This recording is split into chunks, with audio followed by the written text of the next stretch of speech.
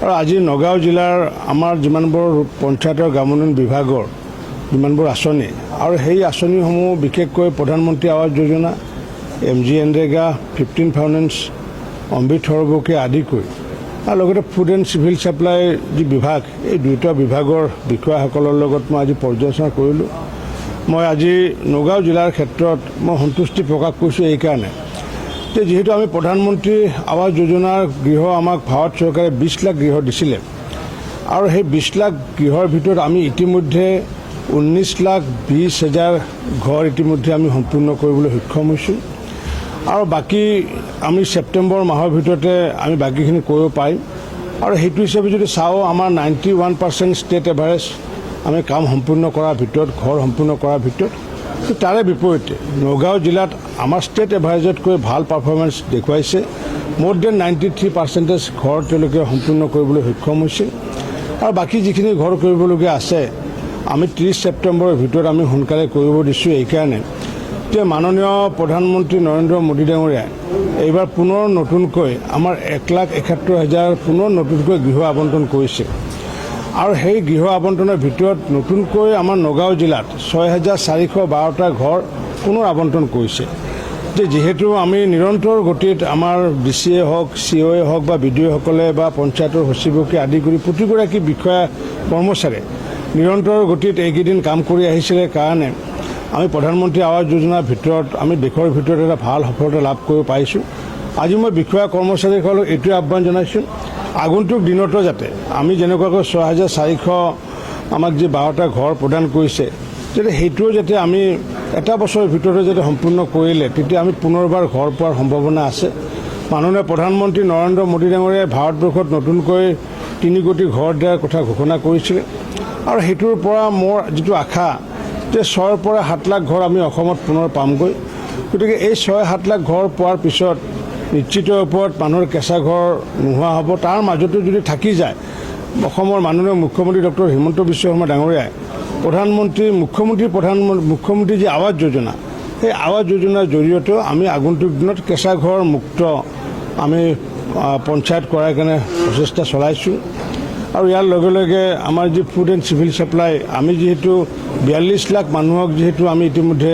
Ration দিবলৈ সক্ষম হৈছিলোঁ নতুনকৈ পুনৰ আমি আগন্তুক দিনত 20 লাখ মানুহক আমি নতুনকৈ ৰেচন কাৰ্ডত আমি নাম অন্তৰ্ভুক্ত কৰিব পাৰিম আৰু ইয়াৰ আমাৰ নগাঁও জিলাতো প্ৰায় 7,000 মানুহ তেনেকুৱাকৈ আছে আমাৰ যিসকলে আবেদন কৰিছিলে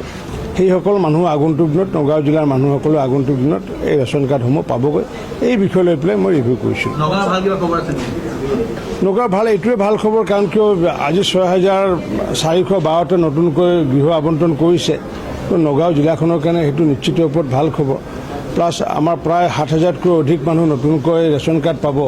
গতিকে সেইটো আমাৰ কাৰণে ভাল খবৰ বুলি মই ভাবোঁ। ইতিমধ্যে আমাৰ আয়ুক্তসকলে তেওঁলোকৰ চেয়াৰমেনশ্বিপত ইতিমধ্যে যি পঞ্চায়তৰ পুনৰ গঠনৰ প্ৰক্ৰিয়া ইতিমধ্যে প্ৰায় সমাপ্ত হৈছে। পঞ্চায়তৰ কামখিনি সমাপ্ত হৈছে যদিও 2-এখন জিলাত যি তাত ৱাৰ্ডসমূহৰ কামখিনি বাকী আছে আৰু সেইখিনি কাম ইতিমধ্যে তেওঁলোকে 13-14 তাৰিখৰ ভিতৰত সম্পূৰ্ণ কৰিব আৰু লগতে কোনখন আঞ্চলিক পঞ্চায়ত কোনখন জিলা পৰিষদ সেইখিনি সম্পূৰ্ণ কৰি 16 তাৰিখে তেওঁলোকে ৰাজহুৱাভাৱে যিখন ড্ৰাফ্ট সেই ড্ৰাফ্টখন প্ৰকাশ কৰিব। 16 তাৰিখৰ পিছত অসমৰ জনসাধাৰণে আগন্তুক 26 ছেপ্টেম্বৰৰ ভিতৰত অজৰ আপত্তি থাকিলে